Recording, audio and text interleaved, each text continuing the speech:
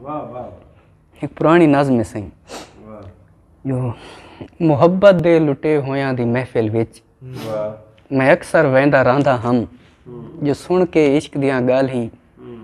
ते इस दे विच लुटीचण दे कुहीचण दे मरीचण दे या सूली ते टंगीचण दे किसे बूह चस करेंदे हन। मुहब्बत विच लुटे होंदियां